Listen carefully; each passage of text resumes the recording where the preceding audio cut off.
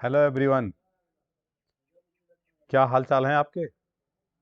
उम्मीद करता हूँ आप बिल्कुल अच्छे होंगे और अपनी तैयारी भी अच्छे से कर रहे होंगे। इससे पहले कि मैं ये वीडियो आपके लिए बनाऊं, मैं आपको सूचित करना चाहता हूं कि जैक ने ये निर्णय ले लिया है कि 10वीं और 12वीं की परीक्षा एक साथ ही होगी।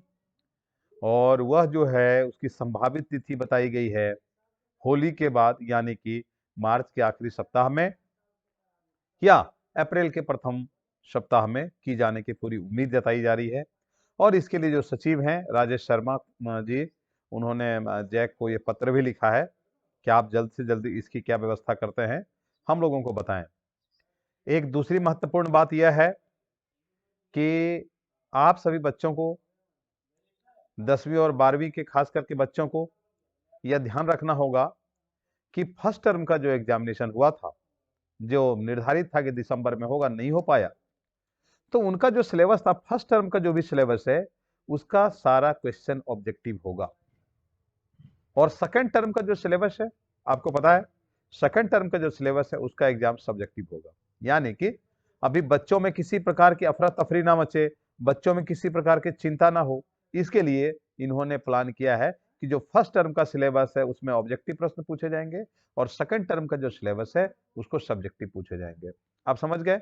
यानी कि 40-40 नंबर का एग्जामिनेशन होने वाला है। 40 नंबर सब्जेक्टिव, 40 नंबर ऑब्जेक्टिव, 1.5 घंटे का दोनों सत्र रहने वाला है।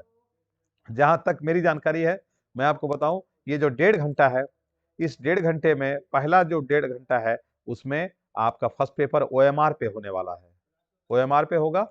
और जब आपका ये खत्म हो जाएगा 1.5 घंटा, तो फिर 1.5 घंटा के लिए आपको लिखने के लिए आपको सब्जेक्टिव क्वेश्चन के लिए आंसर शीट दिए जाएंगे। ठीक है, बाकी आगे कुछ जानकारी आती है तो मैं आपको अपडेट करता हूँ 2-3 दिनों के अंदर। फिलहाल चलिए, मैं क्लास 10वीं का जो आपका चैप्टर है फर्स्ट फ्लाइट का, a letter to God, first chapter, उसका मैं ऑब्जेक्टिव बता रहा हूँ। सभी ऑब्जेक्टिव, जितने भी ऑब्जेक्टिव क्वेश्चंस आने वाले हैं, मैं संभावित ऑब्जेक्टिव क्वेश्चंस लेकर आपके सामने उपस्थित हूँ। उम्मीद करता हूँ कि आपको ये पसंद आएगा और आप इसको सही से कर पाएंगे। ठीक है, चलिए शुरू करते हैं इस वीडियो को देर न करते हुए। चलिए पहला क्वेश्चन देखिए, सबसे पहला question, a letter to God. Question पूछा जाएगा कि who has written letter to God has been written by which of the following, इनमें से किनके द्वारा अ लेटर टू गॉड को लिखा गया है। पहला क्वेश्चन तो यही बनेगा। तो उनके ऑथर कौन है? जीएल फुंट्स। याद रहेगा क्या नाम है इनका? जीएल फुंट्स। दूसरा क्वेश्चन देखिए, दूसरा क्वेश्चन एक्चुअली में ये पहला ही क्वेश्चन है अगर मैं बस कहूं तो, क्योंकि मैंने ऑथर का नाम आपको बता दिया है। दूसरा क्वेश्चन देखिए, दूसरा क्वेश्चन है कि where was Lencho's house situated. अब सिचुएटेड का मतलब क्या होता है, आपको जानकारी होनी चाहिए। सिचुएटेड का मतलब होता है अवस्थित होना। अब पूछ रहा है कि लेंचो का घर जो है कहां पर अवस्थित है ना। देखिए सिचुएटेड का मतलब, ये देख रहे हैं आप, सिचुएटेड का मतलब होता है स्थित होना, है ना। लेंचो का घर, लेंचो का घर कहां पर स्थित है, ऐसा पूछा जा रहा है क्वेश्चन में। आप बताइए, याद है? बिल्कुल याद होगा आपको कि उसका जो घर था टॉप ऑफ द हिल था, क्रेस्ट ऑफ द हिल, है ना। यानी कि ऑप्शन सी इसका सही आंसर होगा। देखिए, ठीक है। नेक्स्ट क्वेश्चन देखिए, what was the only thing that earth needed. कहता है कि वो कौन सी एकमात्र ऐसी चीज थी जो उस समय धरती को चाहिए थी। बताइए कौन सी चीज थी। तो लेंचो आपको पता है नॉर्थ ईस्ट डायरेक्शन में जो देख रहा था, किसका इंतजार कर रहा था? वो इंतजार कर रहा था कि एक हल्की फुल्की ऐसी बारिश हो जाए या एक थोड़ी सी डाउनफॉर भी हो जाए, है ना। तो क्या होगा कि उसके जमीन को, उसके धरती को, उसके खेत को वो रिक्वायर्ड जो वाटर था, मतलब जो पानी थे, एक बार पड़ जाएगा तो मिल जाएगा, है ना। और उसके कारण उसके फसल बहुत अच्छे होंगे। तो किसका इंतजार कर रहा था? एक शावर का। यानी कि ये देखिए, ये आपका डाउनपोर और शावर दोनों ही रह सकता है, समझ गए। शावर का मतलब हल्की बारिश होती है और डाउनपोर का मतलब क्या होता है? डाउनपोर का मतलब होता है हैवी रेन होता है। नेक्स्ट क्वेश्चन देखिए, कहता है where did Lencho expect the downpour to come from. मैंने इसका उत्तर अभी बता दिया था आपको, है ना, कि लेंचो जो है कहां से एक्सपेक्ट कर रहा था उस बारिश को होने का। तो उसका डायरेक्शन था नॉर्थ ईस्ट। याद रहेगा ना, कौन सा? North east. चलिए अगला क्वेश्चन देखिए, what did Lencho compare the large rain drops with. और लेंचो ने वो जो लार्ज रेन ड्रॉप्स गिर रहे थे, बड़े बड़े बूंदें जो गिर रही थी शुरुआती दौर में, उस समय उस लार्ज रेन ड्रॉप्स को किसके साथ उसने कंपेयर किया था? तो उसने कंपेयर किया था सिल्वर कॉइन्स के साथ। याद रहेगा? बिल्कुल सही। Which corn was growing Lencho's field. अब लेंचो का जो खेत था, लेंचो का जो फील्ड था, उसमें कौन सा फसल, कौन सा फसल लगाया गया था, आपको याद है? बिल्कुल, बिल्कुल सही कह रहे हैं आप, कॉर्न लगाया गया था, बिल्कुल समझ रहे हैं ना। नेक्स्ट क्वेश्चन देखिए, व्हाट डिस्ट्रॉयड लेंचोज फील्ड। अब वही सिंपल क्वेश्चन है, भाई लेंचो के फील्ड को किसने डिस्ट्रॉय कर दिया था, पूरी तरह से बर्बाद कर दिया था। लेंचो के फील्ड को तो नहीं, मतलब उसके फील्ड में जो लगा हुआ क्रॉप्स होगा, है ना, उसको किसने डिस्ट्रॉय किया था। तो इसका क्या आंसर है? इसका आंसर है हेल स्टॉर्म। क्या आंसर है? Hello storm. समझते हैं? ओला वृष्टि समझते हैं? ओला, गोला समझते हैं, जो पत्थर पड़ना हम अपने भाषा में कहते हैं, है ना, तो हेल स्टॉर्म। अगला क्वेश्चन देखिए, the field looked as if were covered in. और ऐसा लग रहा था, जब ओला वृष्टि हुई तो ऐसा लग रहा था कि जो फील्ड था पूरा, जितने दूर तक नजर जा रही थी, वो क्या क्या नजर आ रहा था? तो ऐसा लगता था किसी चीज से ढका हुआ है। तो बताइए किस चीज से ढका हुआ था? बिल्कुल, ये जो है बिल्कुल सॉल्ट से ढका हुआ था। ऐसा लगता था कि the field looked as if were covered in salt. तो इसका सही आंसर होगा सॉल्ट। याद रहेगा ना, लोकस्ट मत जाइएगा, धोखे में मत पड़िएगा। नेक्स्ट क्वेश्चन देखिए, कहता है Lencho compared the quantum of damage with. और लेंचो ने जो इसको क्वांटम ऑफ डैमेज को कंपेयर किया था, किसके साथ किया था? तो प्लेग ऑफ लोकस्ट। प्लेग समझते हैं ना, प्लेग ऑफ लोकस्ट समझते हैं? टिड्डियों का जब दल आता है ना कई बार, तो वो क्या आता है, हमारे फसलों पे बैठता है और हमारे फसल को पूरी तरह से नष्ट कर देता है। इतना ज्यादा वो मतलब डिस्ट्रॉयर होता है, इतना ज्यादा बेकार होता है वो, कि हमारे फसलों को पूरी तरह से खराब कर देता है ना। नेक्स्ट क्वेश्चन देखिए, what was the only hope left in the hearts of Lencho's family. Lencho के परिवार में एकमात्र जो उम्मीद बची थी, एकमात्र जो आशा की किरण थी, वो क्या थी? बताइए। बिल्कुल सही कह रहे हैं आप, हेल्प फ्रॉम गॉड। ये कहां से आने वाली थी? Help from God. बहुत बढ़िया। नेक्स्ट क्वेश्चन देखिए, how did Lencho decide to contact his last resort. अब लास्ट रिसोर्ट समझते हैं? लास्ट रिसोर्ट का मतलब क्या होता है, पता है आपको? नहीं पता है? चलिए मैं आपको बताता हूं। लास्ट रिसोर्ट का मतलब होता है कि आखिरी सहारा। लास्ट रिसोर्ट का मतलब क्या होता है? आखिरी सहारा, है ना। तो कहता है how did Lencho decide to contact last resort, मतलब आखिरी सहारे को लेंचो जो है ने कैसे निर्णय किया कि उनसे कांटेक्ट किया। कांटेक्ट का मतलब कैसे उनसे मतलब संबंध बनाया जाए, कैसे बात किया जाए उससे, है ना। क्या निर्णय था? Through a letter. उसने ये निर्णय किया था कि एक पत्र लिख करके। आपको पता है इस चैप्टर का नाम भी अ लेटर टू गॉड, यानी कि भगवान के नाम पत्र, ठीक है ना।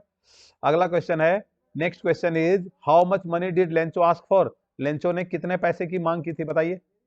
याद आ गया आपको? बिल्कुल सही, 100 पेसोज की डिमांड की थी, और मिला था कितना? 70 पेसो। याद रखिएगा, पेसोज है, पैसा नहीं है, समझ रहे हैं ना, पेसोज। बहुत बढ़िया। What was the immediate reaction of the postman on seeing the letter. Postman ने जब उस पत्र को देखा, उसका पहला रिएक्शन क्या था? Laugh the wholeheartedly. जोर जोर से हंसा वो, ठाके लगाकर हंसा था ना।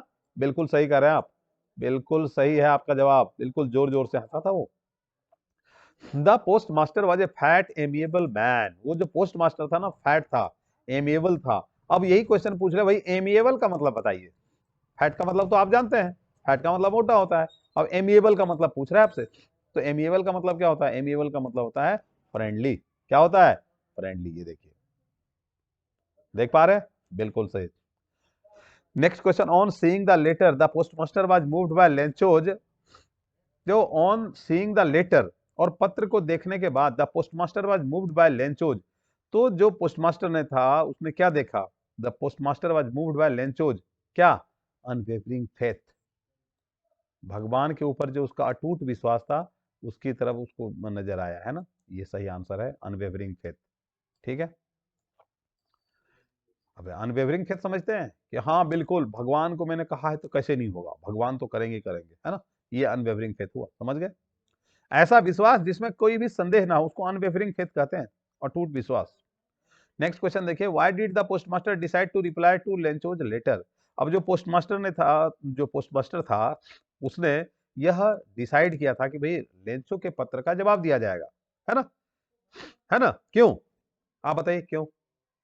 ऐसा इसलिए ताकि उस व्यक्ति का विश्वास भगवान के ऊपर बना रहे, यानी कि टू प्रिजर्व, ये देखिए आंसर सही, to preserve Lencho's faith in God. भगवान के ऊपर लेंचो का विश्वास बना रहे, इसके लिए उन्होंने ऐसा किया था। नेक्स्ट क्वेश्चन देखिए, what else did reply demanded apart from goodwill ink and paper. और जो रिप्लाई उन्होंने किया है ना, उसमें उसने क्या क्या किया था बताइए। लिखने के अलावा और क्या किया था उन्होंने, याद आया आपको? लिखने के अलावा उन्होंने गॉड्स का सिग्नेचर भी कर दिया, ताकि लेंचो को ऐसा लगे कि भगवान जी का ही ये सिग्नेचर है। समझ गए? नेक्स्ट क्वेश्चन देखिए, एक क्वेश्चन क्या नहीं यहाँ पर है। नेक्स्ट क्वेश्चन देखिए कि व्हाट, ये तो हो गया, ठीक है। एक क्वेश्चन 17 नंबर क्वेश्चन कहाँ छिप गया है, नहीं छिप रहा है, चलो देखते हैं। चलिए देखिए नेक्स्ट क्वेश्चन देखिए, what did postmaster feel on experiencing Lencho receive the letter. तो कहता है कि जो पोस्टमास्टर ने क्या महसूस किया on experiencing Lencho receive the letter, Lencho का जो लेटर प्राप्त हुआ, लेंचो का जो महसूस किया लेंचो ने उस पत्र को पाने के बाद, तो पोस्टमास्टर को कैसा महसूस हुआ जब लेंचो को लेटर मिला? तो बहुत ही संतोष उसे महसूस हुआ, कंटेंटेड हुआ, और बहुत ही अच्छा लगा। जब आप अच्छा काम करते हैं ना, तो आपको एक अच्छी सी फीलिंग आती है, सुकून वाली फीलिंग आती है ना, और बहुत ही खुश भी हुआ कि चलो उन सभी लोगों ने मिलकर के लेंचो की मदद की है। नेक्स्ट क्वेश्चन देखिए, तो इसका आंसर क्या हुआ? इसका आंसर हुआ all of the above. Next question, why was Lencho not surprise on seeing the money in the envelope. अच्छा, अब ये बताइए लेंचो को आश्चर्य क्यों नहीं हुआ? याद आया? इसीलिए आश्चर्य नहीं हुआ क्योंकि उसे भगवान के ऊपर इतना ही विश्वास था कि अरे दुनिया में कोई मदद करे ना करे, लेकिन भगवान जी मेरी मदद जरूर करेंगे, है ना? क्यों? इसीलिए कहते हैं कि he had unwavering faith in God, भगवान के ऊपर समस्त उसको पूरी तरह से विश्वास था कि मैंने भगवान जी को कह दिया है तो अब तो मेरी मदद की ही जाएगी हर हालत में, है ना? भगवान करेंगे नहीं तो और कौन करेगा, है ना? नेक्स्ट क्वेश्चन देखिए, how did he feel when the counted the money, जब उसने पैसा गिना तो कैसा महसूस हुआ उसे? एंग्री हो गया, वो गुस्सा हो गया। क्यों? क्यों हुआ बताइए? इसीलिए क्योंकि उसे पता था कि दुनिया में गिनती करने में हर कोई गलती कर सकता है, लेकिन भगवान जी गलती नहीं कर सकते। याद आया? बिल्कुल, बिल्कुल सही कह रहे हैं। नेक्स्ट क्वेश्चन देखिए, what did Lencho think of the post office employees, post office employees के बारे में लेंचो ने क्या सोचा बताइए?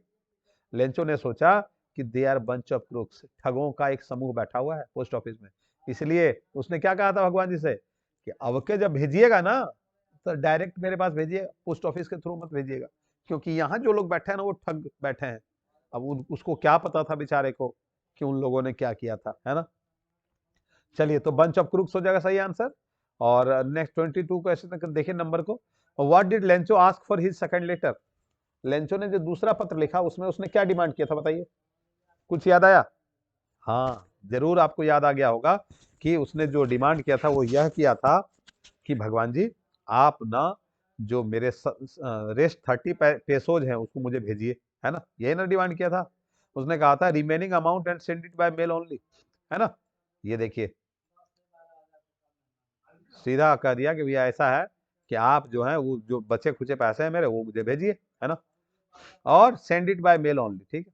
नेक्स्ट क्वेश्चन देखिए, कहता है what type of conflict does chapter highlight, इस चैप्टर में किस प्रकार के कॉन्फ्लिक्ट का किया गया है डिस्क्रिप्शन बताइए? तो डिस्क्रिप्शन किया गया है conflict between nature and human. क्यों? ये पहला केस है, याद आया? कौन सा वाला? जब लेंचो इंतजार कर रहा होता कि पानी चाहिए, है ना? और दूसरा कॉन्फ्लिक्ट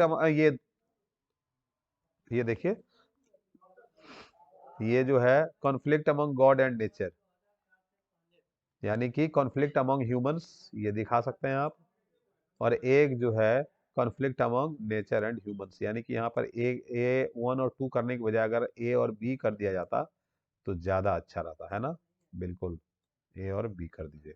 और लास्ट क्वेश्चन है, who is the author of the lesson a letter to God, वो तो मैंने पहला ही क्वेश्चन था, मैंने आपको बता दिया।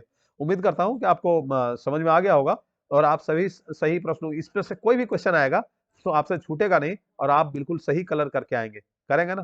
प्रॉमिस करिए, कीजिएगा ना? उम्मीद करता हूँ वीडियो आपको पसंद आया होगा। अगर वीडियो पसंद आया है तो लाइक करिए, है? आपके लाइक करने से मेरा हौसला तो बढ़ेगा, मुझे लगेगा नहीं मैं अपने बच्चों तक पहुंच पा रहा हूँ। ठीक है, चलिए मिलता हूँ अगले वीडियो में। जय हिंद।